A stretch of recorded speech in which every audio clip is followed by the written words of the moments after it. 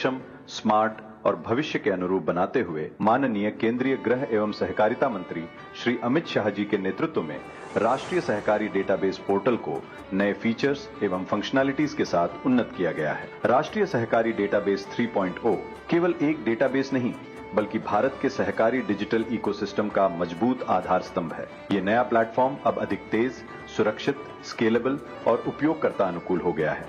नए लॉगिन और access management system से हर उपयोगकर्ता को अपनी भूमिका के अनुसार सुरक्षित पहुंच मिलेगी। एआई आधारित डिजिटल सहायक एनसीडी मित्र अब तुरंत मदद करेगा। ये स्मार्ट चैटबॉट उपयोगकर्ताओं को जरूरी जानकारी आसानी से उपलब्ध कराएगा। देश की भाषाई विविधता को ध्यान में रखते हुए बहुभाषी सुविधा शामिल की गई है ताकि हर कोई आसानी से पोर्टल का उपयोग कर सके। एनसीडी 3.0 में राज्य, जिला और ब्लॉक स्तर पर रैंकिंग फ्रेमवर्क भी शुरू किया गया है जो अच्छे प्रदर्शन को प्रोत्साहित करेगा। सबसे महत्वपूर्ण बात, अब सहकारी समिति स्तर तक यूजर एक्सेस और क्रिएशन की सुविधा दी गई है। स्थानीय संस्थाएं भी सीधे इस डिजिटल इकोसिस्टम का हिस्सा बन सकेंगी। इसके अलावा मजबूत फीडबैक सिस्टम से सदस्यों और नागरिकों के सुझावों को शामिल कर सेवाओं को लगातार बेहतर बनाया जाएगा। जियो टैगिंग से अब देश भर की सहकारी संस्थाओं की सटीक लोकेशन और गतिविधियों का डिजिटल मानचित्र तैयार होगा। इससे योजना बनाना और संसाधनों का सही उपयोग करना आसान हो जाएगा।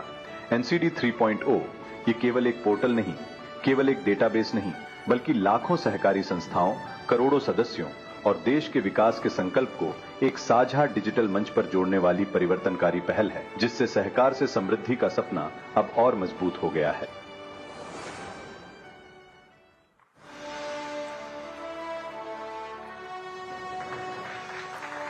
देश भर में दुग्ध क्षेत्र के प्रदर्शन, विकास और परिवर्तन से जुड़ी समग्र गतिविधियों की निगरानी और विश्लेषण में ये विशेष उपयोगी एनडीडीबी का दुग्ध सहकारी समीक्षा डैशबोर्ड पोर्टल देवियों सज्जनों। माननीय केंद्रीय गृह एवं सहकारिता मंत्री महोदय की पहल और प्रेरणा से सहकारिता क्षेत्र में राष्ट्रीय स्तर की 3 महत्वपूर्ण बहुराज्यीय सहकारी समितियों का गठन किया गया है। ये 3 बहुराज्यीय सहकारी समितियां हैं cooperative inputs and services delivery multi state limited, cooperative milk producers organisation multi state limited और गोमय सहकारी मल्टी स्टेट लिमिटेड। मैं माननीय केंद्रीय गृह एवं सहकारिता मंत्री महोदय से निवेदन करूंगा कि एक बार पुनः रिमोट का बटन दबाकर इन तीनों का शुभारंभ करने की कृपा करें।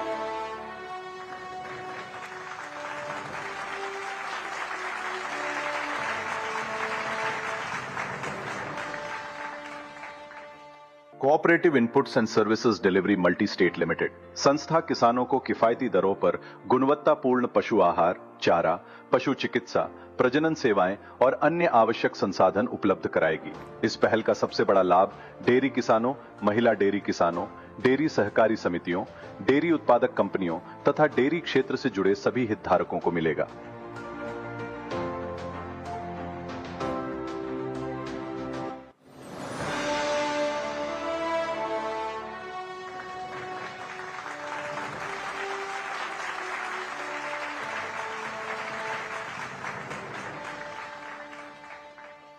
Cooperative milk producers organisation limited की स्थापना देश के डेयरी सहकारी तंत्र को सशक्त बनाने और दुग्ध उत्पादकों की आय बढ़ाने के उद्देश्य से की गई।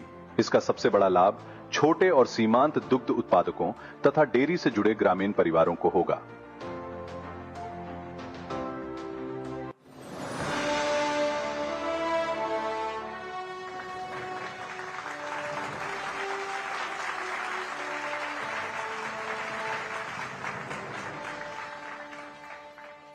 गोमय सहकारी समिति मल्टी स्टेट लिमिटेड गोबर के वैज्ञानिक प्रबंधन और उसके बेहतर उपयोग को बढ़ावा देने के उद्देश्य से की गई। यह संस्था गोबर से जैविक खाद, बायोस्लरी, कंप्रेस्ड बायोगैस और अन्य मूल्यवर्धित उत्पादों के उत्पादन को प्रोत्साहित करेगी। इस पहल से स्वच्छ ऊर्जा को बढ़ावा मिलेगा और पर्यावरण संरक्षण में महत्वपूर्ण योगदान मिलेगा।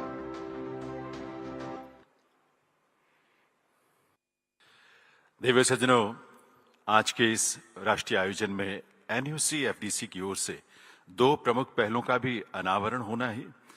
केंद्रीकृत कोर बैंकिंग प्लेटफॉर्म सहकार सीबीएस और शहरी सहकारी बैंकों के लिए एआई संचालित इंटरएक्टिव प्लेटफॉर्म सहकार सहयोगी साथ ही आज देश के 50,000 से अधिक पैक्स का ई पैक्स में रूपांतरण का कार्य भी संपन्न होना है। मैं एक बार पुनः माननीय केंद्रीय गृह एवं सहकारिता मंत्री महोदय से निवेदन करूंगा, रिमोट का बटन दबाकर एनयूसी एफडीसी की दोनों पहलों का अनावरण और ई पैक्स का रूपांतरण करने की कृपा।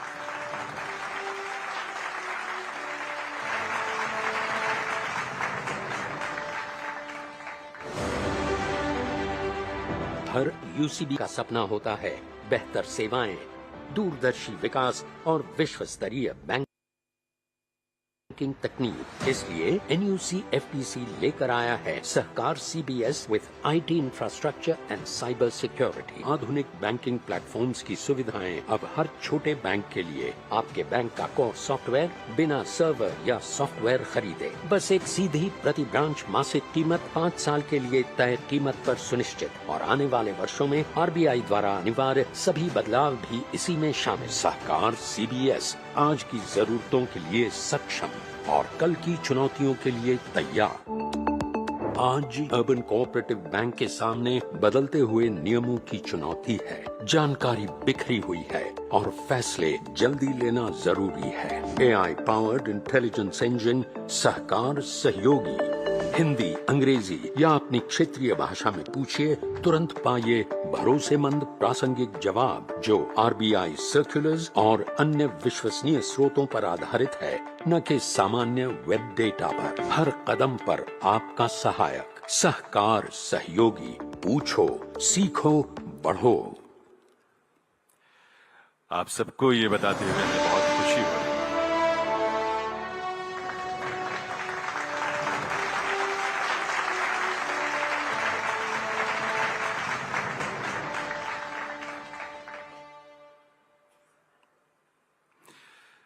एनयूसी एफडीसी के सहकारी सीबीएस प्लेटफॉर्म से जुड़ने वाले हमारे अग्रणी सहकारी बैंकों में शामिल हैं मालपुर, बालासोर, अंबरनाथ, जय हिंद, अपने सहकारी और ढाकुरिया सहकारी बैंक। इन सभी का स्वागत। दिव्य सज्जनों, आप सभी को इन सभी पहलों की बधाई और इन प्रयासों के लिए शुभकामनाएं। अब मैं विनम्रता पूर्वक निवेदन करूंगा आप सबकी करतल ध्वनि के साथ माननीय केंद्रीय गृह एवं सहकारिता मंत्री आदरणीय श्री अमित शाह जी से वे इस अवसर पर अपने संबोधन से हम सबका मार्गदर्शन करें, भविष्य के लिए हमारे मार्गदर्शन और हमें प्रेरणा दें। माननीय केंद्रीय गृह एवं सहकारिता मंत्री महोदय।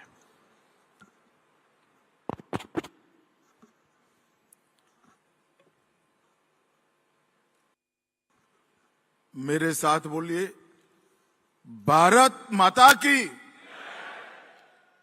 क्यों भाई, आवाज को क्या हो गया है?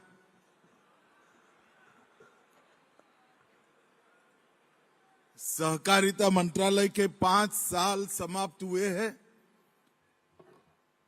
इस प्रकार की आवाज नहीं चल सकती भाई। दोनों हाथ उठाकर भारत माता का जयकारा लगाएंगे। मेरे साथ बोलिए, भारत माता की। मंच पर उपस्थित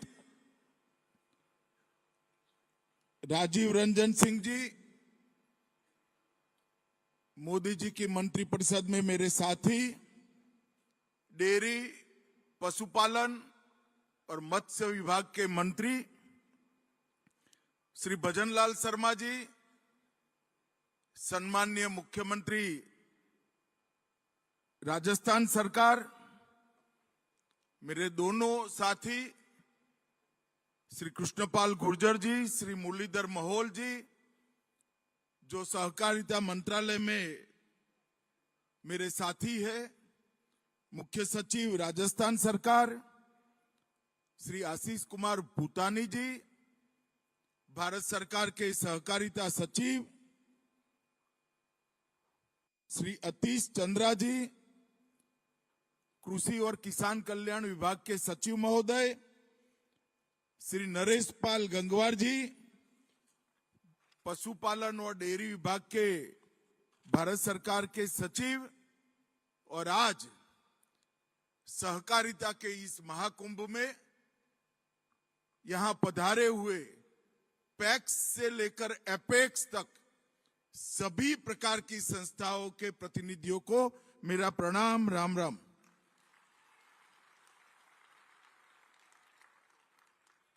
मित्रों, आज हम सब के लिए बहुत शुभ दिन है। सहकारिता से जुड़े हुए देश के 30 करोड़ लोग और 8,50,000 से ज्यादा कोऑपरेटिव्स,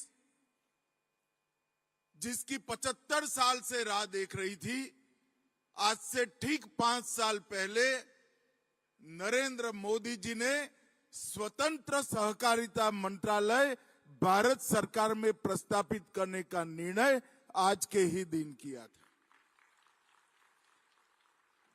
मैं करोड़ों करोड़ों पशुपालक, छोटे किसान और कोऑपरेटिव से जुड़े हुए सहकार की भावना से युक्त सभी प्रकार की कोऑपरेटिव के सभी मेंबरों की ओर से सम्माननीय प्रधानमंत्री जी का आज बहुत बहुत साधुवाद और अभिनंदन करना चाहता हूं। प्रधानमंत्री जी के ये फैसले ने इस देश के सहकारिता आंदोलन को एक प्रकार से नए स्टेज पर ले जाने का काम किया। 75 साल की देश की यात्रा में सहकारिता आंदोलन निग्लेक्टेड आंदोलन रहा। सहकारिता आंदोलन को हमेशा दोयम दर्जे का स्तर दिया गया और नरेंद्र मोदी जी ने सहकारिता आंदोलन मंत्रालय की स्थापना कर आज सहकारिता आंदोलन को और एक सदी तक आगे बढ़ाने का बहुत बड़ा काम किया है। और उनके एक फैसले से ही सहकारिता से जुड़े करोड़ों लोग, जैसे बीमार पड़े हुए फेफड़े की बीमारी से ग्रस्त दर्दी को ऑक्सीजन एक नए प्राण संचारित करता है, सहकारिता मंत्रालय की स्थापना ने सहकारिता क्षेत्र को प्राणवायु देने का काम किया है। ये सब आज स्वीकार कर रहे हैं। मित्रों, आज श्यामा प्रसाद मुखर्जी जी का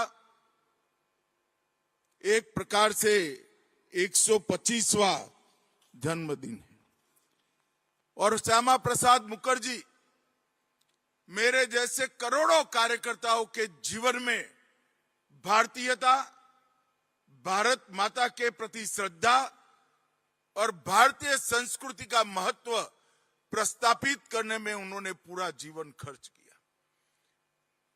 मैं आज कोई ज्यादा बात करना नहीं चाहता, हमारा विषय अलग है, परंतु इतना निश्चित रूप से बताना चाहता हूं कि श्यामा प्रसाद मुखर्जी अगर न होते तो आज कश्मीर भारत का हिस्सा नहीं होता।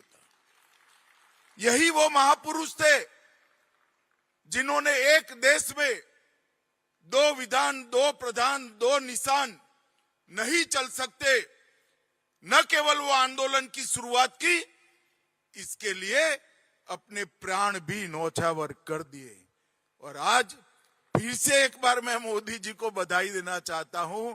श्यामा प्रसाद मुखर्जी का धारा 370 हटाने का स्वप्न भी हमारे नेता नरेंद्र मोदी ने पूरा किया। आज देश में असम और बंगाल भारत के गरिमामयी हिस्से हैं, तो जिन्होंने देश के विभाजन का इतिहास समझा होगा उनको मालूम होगा कि श्यामा प्रसाद मुखर्जी न होते तो असम पाकिस्तान का हिस्सा हुआ होता और पूरा का पूरा हमारे पास बचा हुआ पश्चिम बंगाल भी पाकिस्तान का हिस्सा हुआ। श्यामा प्रसाद मुखर्जी के आंदोलन ने, गोपीनाथ बरदोलाई जी ने उस वक्त के कांग्रेस नेतृत्व को घुटने टेकने के लिए मजबूर किया था कि पश्चिम बंगाल और असम पाकिस्तान के साथ नहीं जाएंगे, ये भारत का हिस्सा बनेंगे। और मित्रों, आज वो महापुरुष का जन्मदिन है। मोदी जी के नेतृत्व में भारत सरकार ने तय किया है कि 125वां उनका साल बहुत धाम धूम के साथ गांव गांव तक, शहर के हर कस्बे तक मनाया जाएगा। और श्यामा प्रसाद मुखर्जी ही थे जिन्होंने मेरी पार्टी का बीज बोने का काम किया था, जो आज एक वट वृक्ष बनकर भारत को आगे बढ़ाने का काम कर रहा है। भारतीय जनसंघ की स्थापना, आगे चलकर वो भारतीय जनता पार्टी में परिवर्तित हुई। वो स्थापना, उसका उद्देश्य भी ये था कि भारतीय विचारों के आधार पर भारत चले। भारत की नीतियां इस देश की मिट्टी की सुगंध से महकी हुई होनी चाहिए, पाश्चात्य विचारों से प्रभावित नहीं होनी चाहिए। और आज यही नीति पर नरेंद्र मोदी जी देश का नेतृत्व कर रहे हैं। मित्रों, आज सहकारिता मंत्रालय के 5 साल समाप्त हो रहे हैं। हम 6ठे साल में प्रवेश कर रहे हैं। उस वक्त सहकारिता मंत्रालय के 5 साल का हिसाब किताब भी देना चाहिए और आगे का रोड मैप भी हमने सुनिश्चित करना चाहिए। सहकारिता मंत्रालय जब स्थापना हुई तब सबसे बड़ा विवाद और विरोध उठा था कि हमारे संविधान में सहकारिता राज्य का विषय है और केंद्र सहकारिता मंत्रालय स्थापना कर राज्यों के काम में दखल करेगी क्या करोगे आप सहकारिता मंत्रालय की स्थापना कर। मैं आज उनको इस मंच से जवाब देना चाहता हूं। 5 साल हो गए, विरोधी दल के राज्यों ने भी कभी केंद्र की सहकारिता के दखल में कोई फरियाद नहीं की है। ये हमारी सबसे बड़ी उपलब्धि है। जो सहकार को समझते हैं वो समझते हैं कि सहकारिता में दखल का सवाल ही नहीं आता। सबको साथ लेकर चलना, सबके सहयोग से चलना, सबकी शक्तियों का प्लस प्लस प्लस करते जाना, वो ही सहकारिता है। और आज सहकारिता मंत्रालय ने 5 साल में ये सिद्ध कर दिया है कि सहकारिता मंत्रालय राज्यों के काम में दखल के लिए नहीं है, राज्यों के काम में मदद करने के लिए है, नीति निर्माण के लिए है और उनके उत्कर्ष के लिए है। और ऐसे कई सारे काम सहकारिता मंत्रालय ने हाथ में लिए जिन्होंने कांग्रेसी मानसिकता वाले सारे लोगों के अनुमानों को गलत कर दिया। हमने इस 5 साल में समस्याओं की पहचान की है, संभावनाओं का तराश कर उसको जगाकर परिपूर्ति की ओर ले जाने की नीतियां बनाई है और भविष्यमुखी नीतियों को भी राज्यों को देने का काम किया है। मित्रों, ये 5 साल सहकारिता का मंत्रालय के, जब भी सहकारिता आंदोलन का भारत का इतिहास लिखा जाएगा, निश्चित रूप से स्वर्णमयी अक्षरों से लिखा जाएगा, इसका मुझे बहुत बड़ा विश्वास है। आज कई सारे इनिशिएटिव, कई सारी पहले शुरू हुई हैं। ये सारे इनिशिएटिव लगभग 2-2.5 साल से पाइपलाइन में थे। पैक्स से लेकर एपेक्स तक, राज्य सरकारों से लेकर जिला के सहकारी संघों तक, सब जगह एक व्यापक कंसल्टेशन कर हमने सारे इनिशिएटिव को आज परिणाम में परिवर्तित किया है। मैं इस पर बहुत ज्यादा बातचीत नहीं करना चाहता, मगर आज इस मंच से देश की जनता को निश्चित ये बात कहना चाहता हूं कि एनडीए की परंपरा रही है, भारतीय जनता पार्टी की परंपरा रही है। जब भी हमें शासन मिला, हमने इस देश के दबे कुचले पिछड़े ग्रामीण विकास और कृषि विभाग से जुड़े हुए सारे चीजों को बल देने का काम किया। अटल जी जब प्रधानमंत्री बने, उन्होंने जनजातीय मंत्रालय, आदिवासियों के लिए अलग मंत्रालय की शुरुआत की। 19 में मोदी जी ने जल शक्ति मंत्रालय की शुरुआत की। इसके कारण जल का प्रबंधन समग्रता से, जो किसान के लिए प्राणवायु होता है, वो समग्रता के लिए से एक मंत्रालय के तहत लाने का काम किया। उसी वर्ष मत्स्य पालन मंत्रालय हुआ, उसी वर्ष पशुपालन और डेयरी मंत्रालय अलग से बना गया और 2021 में सहकारिता मंत्रालय बनाकर मोदी जी ने कृषि और ग्रामीण विकास के क्षेत्र में बहुत बड़ा क्रांतिकारी काम करने का काम किया। 62 साल तक कृषि मंत्रालय के अंतर्गत ही एक जॉइंट सेक्रेटरी के स्तर पर सहकारिता का काम चलता था। आज फुल फ्लेज सहकारिता मंत्रालय सभी राज्यों को और 8,30,000 सहकारी समितियों को साथ में लेकर आगे बढ़ रहा है। मित्रों, 5 वर्ष में हमने कई सारी उपलब्धियों को प्राप्त किया है और इससे अधिक हमारी सहकारी व्यवस्था को आधुनिक, पारदर्शी और तकनीक सक्षम प्रतिस्पर्धा में खड़ी रहने वाली एक सहकारी समिति में बदलने का काम किया है। पहले सहकारिता प्राथमिक क्षेत्र तक उत्पाद लिमिटेड थी। हमने कृषि ऋण, डेयरी, उर्वरक वितरण और ग्रामीण सेवाएं, ये सभी को प्राथमिक से लेकर राष्ट्रीय स्तर पर जोड़ने का काम किया है। सेकेंडरी और टर्सरी क्षेत्रों में भी उसको जोड़ने का काम किया है। भंडारण, उत्पादन, एक्सपोर्ट, जैविक उत्पादन, परंपरागत बीजों का उत्पादन, ज्यादा उत्पादन देने वाले बीजों का निर्माण, डिजिटल सेवाएं, बैंकिंग, मोबिलिटी, लॉजिस्टिक और हरित ऊर्जा, ये सबको एक माला में पिरोने का काम ये 5 साल में किया है।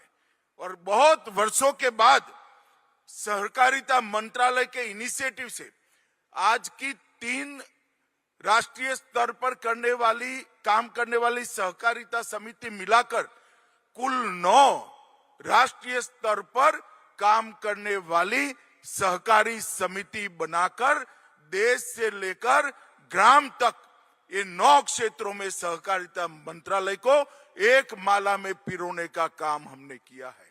और आज यहां से मैं देश भर के सहकारिता आंदोलन से जुड़े हुए सभी लोगों को विश्वास देना चाहता हूं। जैसे इफको, क्रिप्को, अमूल, हमारा एनडीडीबी, इस सहकारिता आंदोलन की पहचान बना है। न केवल भारत, विश्व भर में पहचान बना है। उसी तरह से हमारे 9 इनिशिएटिव 10 साल के बाद अपने अपने क्षेत्र में अंतरराष्ट्रीय स्तर की सबसे बड़ी कोऑपरेटिव बनेंगे, इसका मुझे पूरा विश्वास है और ये इसका रोड मैप भी हमने बनाकर रख दिया है। मित्रों, आज सहकारिता मंत्रालय के 5 इनिशिएटिव में 5 स्तंभों में हमने जो काम किया है उसको मैं बताना चाहता हूं। पहला काम संस्थागत सुधार, सुशासन और पारदर्शिता की मजबूत नींव डालने का काम किया। हमने इसी क्षेत्र को मजबूत करने के लिए सहकारिता का डेटाबेस किया है। आज मेरे टेबल पर एक कंप्यूटर उपलब्ध है जिसमें एक राज्य डालने से कितने प्रकार की सहकारिता समिति ये राज्य में उपलब्ध है वो डेटा आता है। फिर एक जिला डालते हैं तो वो जिलों की आती है, फिर एक तहसील डालते हैं तो वो तहसील की आती है, और एक गांव डालते हैं तो वो गांव की भी सारी सहकारिता समिति देश के सहकार मंत्री के टेबल पर दिखाई पड़ती है। मैं एक बहुत बड़े सहकारिता के आगेवान से बात करता था। उन्होंने कहा, अमित भाई, डेटा तो आपने कलेक्ट कर लिया, इससे प्राप्त क्या होगा, हासिल क्या होगा? मैंने उनको समझाया कि आप बहुत बड़े सहकारी नेता है, सहकारिता आंदोलन को अगर विकसित करना है तो हमें वैक्यूम ढूंढना पड़ेगा, कहां नहीं है वो ढूंढना पड़ेगा। आज हर राज्य के रजिस्ट्रार सहकारी के साथ कौन सा गांव खाली है, कौन से गांव में पैक्स नहीं है, कौन से गांव में डेयरी नहीं है, कहां अर्बन हाउसिंग सोसाइटी नहीं है, ये सारी चीजें चिन्हित है। इसके आधार पर ही सहकारिता आगे बढ़ेगी। और मित्रों, ये रोड मैप आने वाले दिनों में सहकारिता के विस्तार के लिए बहुत बड़ा काम होने वाला है।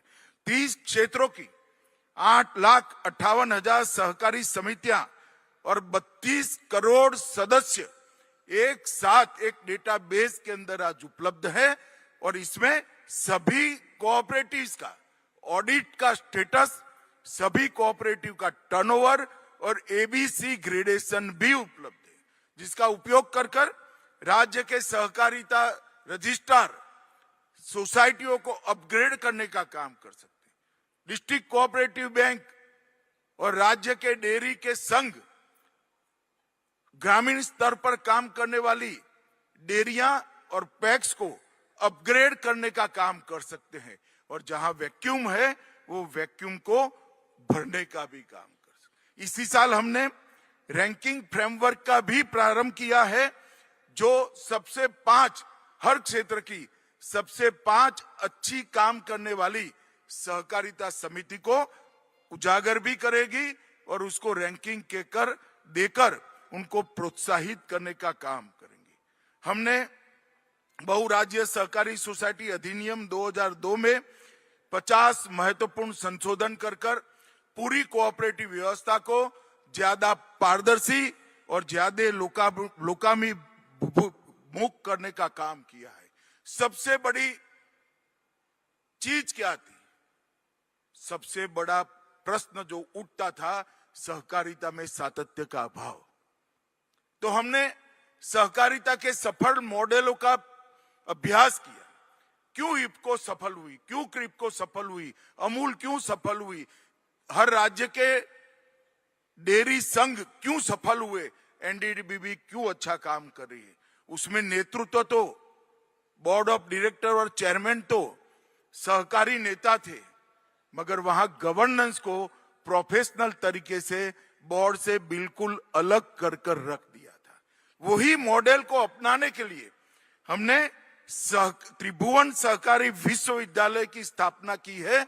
वहां से हर क्षेत्र में काम करने वाले प्रोफेशनल बाहर आएंगे, चाहे बैंक है, चाहे डेयरी है, चाहे मार्केटिंग है, चाहे पैक्स है, और वो प्रोफेशनल सीधा वहां पर नियुक्ति पाएंगे और धीरे धीरे पैक्स से लेकर एपेक्स तक प्रोफेशनलिज्म को हम इंट्रोड्यूस करने का काम करेंगे और इससे अपॉइंटमेंट्स में भ्रष्टाचार भी खत्म होगा। भाई, इसके लिए आप सभी लोग ताली बजाओ जरा, क्योंकि इसमें आपका सहयोग चाहिए। अपॉइंटमेंट में भ्रष्टाचार समाप्त होने से ही सहकारी क्षेत्र पर का भरोसा हमें प्राप्त होगा, जनता का भरोसा प्राप्त होगा। पैक्स के सुदृढ़ीकरण का दूसरा कदम उठाया। पैक्स एक जमाने में बहुत सारे काम करती थी, धीरे धीरे कर पैक्स सिर्फ निश्चित ब्याज दर से पैसा लेना और निश्चित ब्याज दर से पैसा देना, एक सीमित गतिविधियों में एंगेज हो गए। इसके कारण मुनाफा सकरा होता गया। हमने पैक्स के बायलॉज बनाए, मॉडल बायलॉज, और आज मुझे अच्छा लग रहा है, आज श्यामा प्रसाद मुखर्जी जी का जन्मदिन है। बंगाल समेत पूरे देश ने बायलॉज को स्वीकार कर लिया है। कहीं पर कोई शासन की व्यवस्था कोऑपरेटिव के कंसेप्ट को विकृत करती हुई नहीं देखी है। आज पूरे देश के पैक्स एक ही बायलॉज के तहत काम कर रहे हैं। मॉडल बायलॉज को स्वीकार कर लिया। आज 55,000 पैक्स सीएससी पर 300 से अधिक सेवाएं देकर गांव के लोगों का एक गतिविधि का केंद्र बने। वहां से रेल की टिकट बुक होती है, वहां से 7 बार का आपको दाखिला भी मिलता है, जन्म मृत्यु का पंजीकरण भी होता है। अगर आपका कोई भी प्रधानमंत्री जी की योजना के आप दावेदार हो तो उसका रजिस्ट्रेशन भी होता है, इसका पेमेंट भी आपको वहीं से मिल सकता है। हर प्रकार की 300 गतिविधियों को 55,000 पैक्स के माध्यम से हम सीएससी की सेवाएं दे रहे हैं। 39,000 पैक्स किसान समृद्धि केंद्र बन चुके हैं। 700 पैक्स जन औषधि केंद्र बन चुके हैं। 75 पैक्स ने पेट्रोल और डीजल का खुदरा आउटलेट किया है और 300 पैक्स गैस के वितरण में लग गए हैं और लगभग 150 पैक्स जल आपूर्ति योजना का मेंटेनेंस का भी काम कर रहे हैं। इस प्रकार की 20 अलग अलग गतिविधियों को नए उपबंधों के माध्यम से हमने पैक्स को जोड़ा। भारत सरकार ने 3000 करोड़ खर्च कर पैक्स को कंप्यूटराइज करने का काम किया है और मित्रों मुझे आनंद है कि आज 50,000 पैक्स यही कार्यक्रम में ई पैक्स के रूप में घोषित हो गए हैं, जिनका पूरा कारोबार इलेक्ट्रॉनिक तरीके से चल रहा है। बहुत बड़ी उपलब्धि है। पैक्स मैंने भी देखे, मैं पैक्स का चेयरमैन भी रहा हूं। इतने सारे दस्तावेज होते थे अकाउंट के, ऑडिट वाला तो 2 दिन में इसका ऑडिट ही नहीं कर पाता था। आज ई पैक्स होने के कारण ई ऑडिट का कंसेप्ट भी जमीन पर उतरने का हमने संभव कर दिया है और जो अलर्ट जनरेट होंगे वो पैक्स की मीटिंग में भी रखे जाएंगे, जिसके कारण पैक्स का पूरा व्यवहार होगा।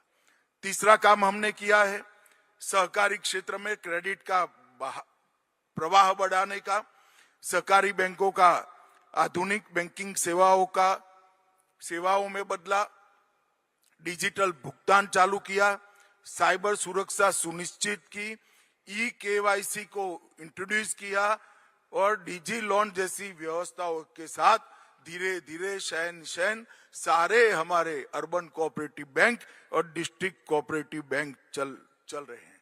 और मैं सिर्फ डिस्ट्रिक्ट कोऑपरेटिव बैंक का ही डेटा देना चाहता हूं। हमारा कुल व्यवसाय 19.6 लाख करोड़ था, वो आज 27 लाख करोड़ रुपए को पार कर गया है। ये बहुत बड़ी उपलब्धि है। आज गुजरात के एक प्रयोग की भी मैं बात करता हूं। सहकारिता में सहकार, हर सहकारी समिति का अकाउंट सहकारी बैंक में खोला जाए। आपको आश्चर्य लगेगा, अकेले गुजरात में डेयरी, एपीएमसी, पैक्स और हर प्रकार की सहकारी समिति का अकाउंट हम सहकारी बैंक में खोलने के कारण सिर्फ डिस्ट्रिक्ट कोऑपरेटिव बैंकों की डिपॉजिटों में 19,000 करोड़ रुपए की बढ़ोतरी हुई है। 19,000 करोड़। इन्होंने ढेर सारी डिस्ट्रिक्ट कोऑपरेटिव बैंकों को मुनाफे में बदलने का काम किया है।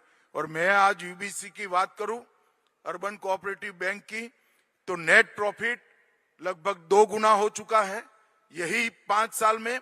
ग्रॉस एनपीए 12.8% से घटकर 6.2% पर लाए हैं और नेट एनपीए 6% से घटकर 0.7% पर हम लाने में सफलता की। और इससे जनता का भरोसा बढ़ता है और इलेक्ट्रॉनिक माध्यम से ये सारी चीजें हम आगे बढ़ाते हैं तो विश्वास बढ़ता। और एनसीडीसी ये ऋण प्रवाहिता बढ़ाने का एक आत्मा बनकर रही है।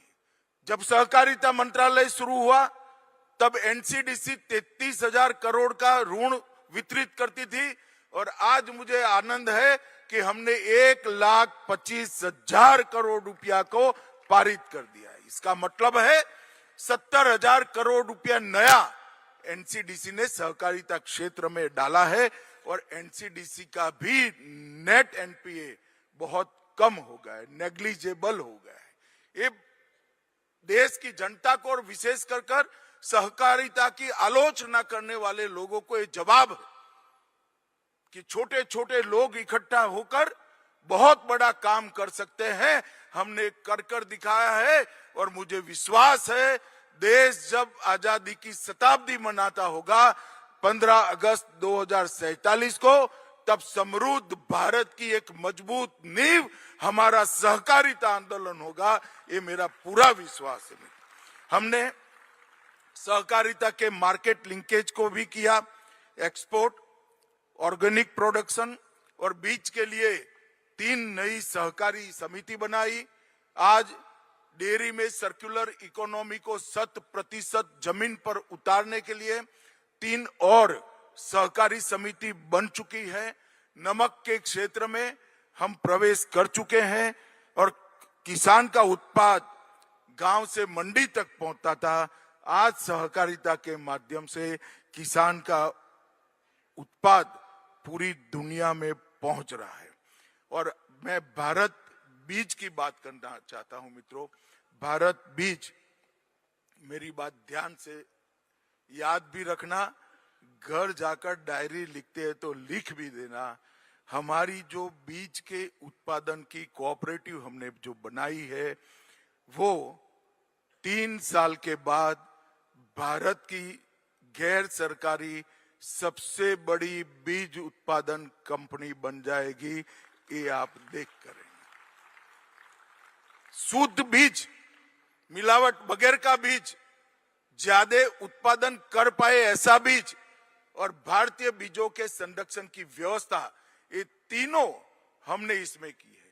देखते देखते देखते केले और आलू के सारे किसानों को आधुनिक तकनीक से बने हुए बीज पहुंचाने के लिए हमारी कोऑपरेटिव हर राज्य के अंदर एक नया यूनिट चालू करेगी, जिससे टिश्यू कल्चर पौधे और आलू की ज्यादा पैदावार होने वाली और एक समान आलू का उत्पादन करने वाली बीज की नस्ल हमारे किसानों को उपलब्ध होगी, जिससे विश्व भर का चिप्स का कारोबार हम भारत में ला पाएंगे। गुजरात में इसकी बहुत अच्छी शुरुआत बनास डेयरी ने करी है और वही मॉडल को हर राज्य में पहुंचाकर केले, पपीते और आलू के बीजों को, टिश्यू कल्चर और नई तकनीक के बीजों को हम लोगों तक पहुंचाने का काम करेंगे। मैं NCOL की भी बात करना चाहता हूं। आज बहुत जरूरत है कि ऑर्गेनिक उत्पाद बढ़ाए जाएं।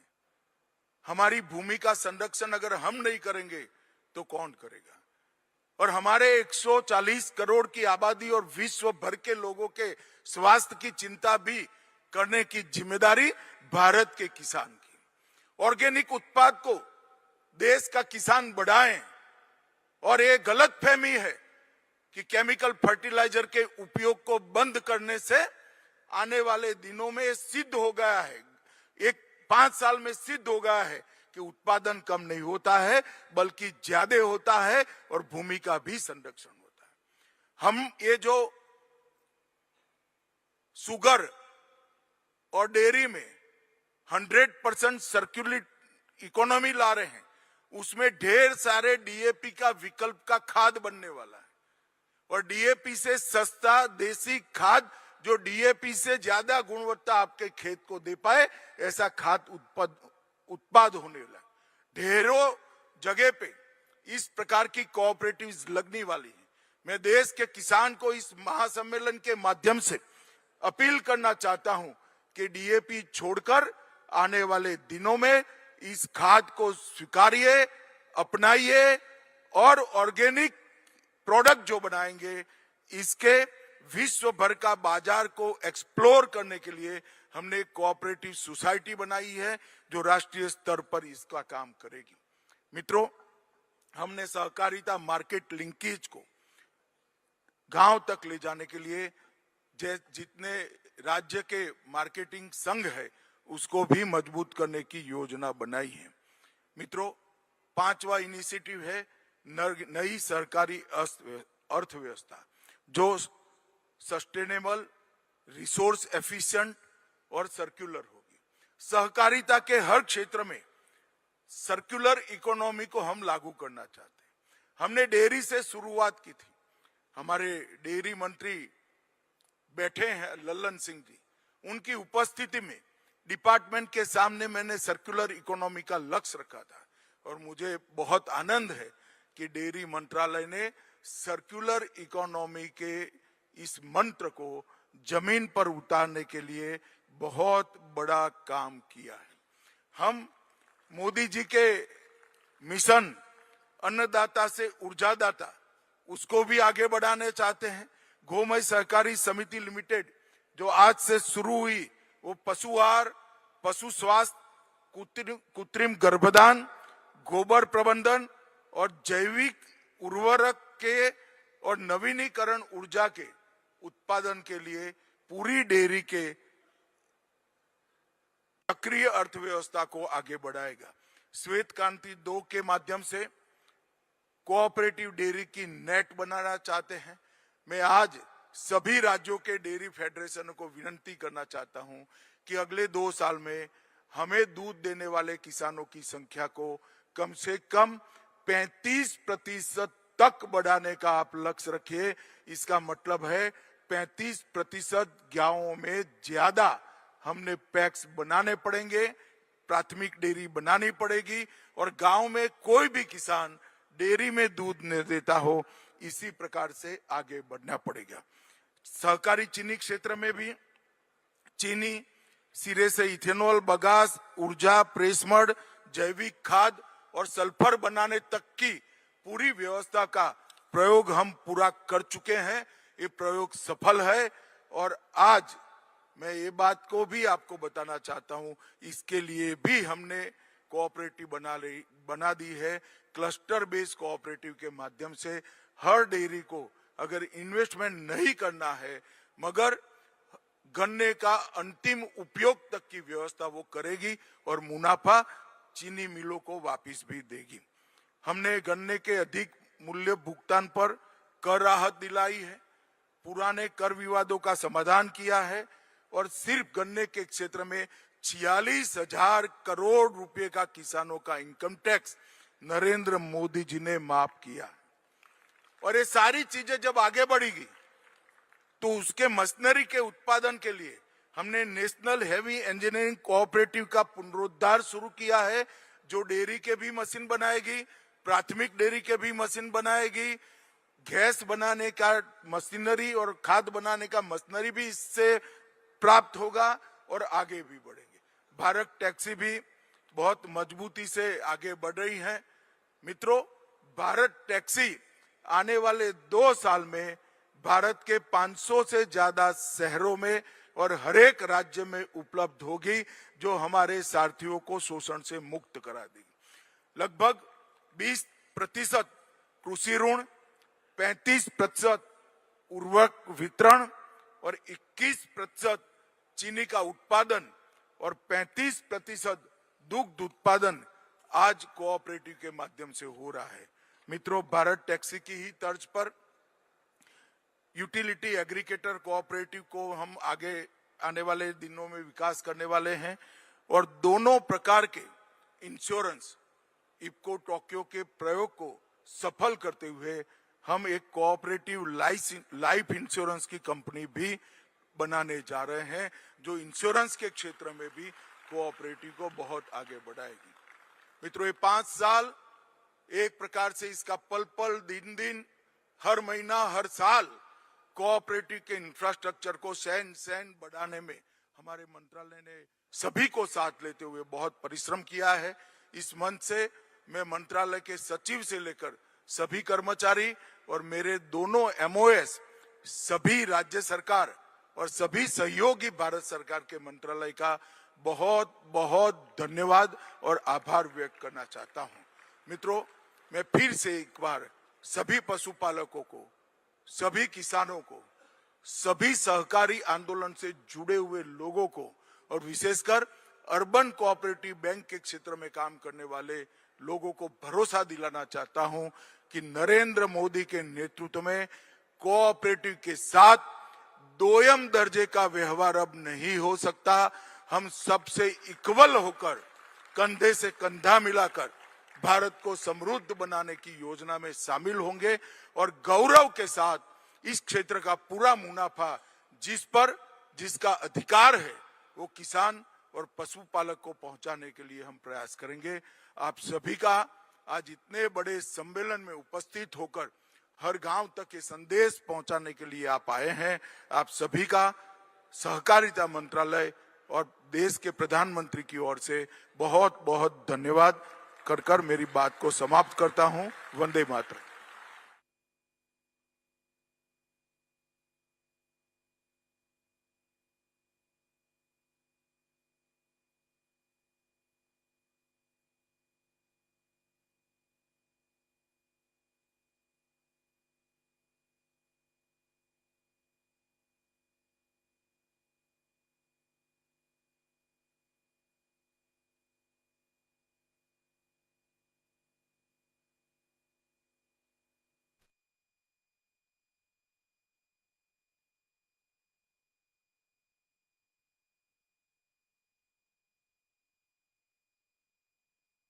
देर पहले जहां सहकारिता मंत्रालय का 5वां स्थापना दिवस समारोह था।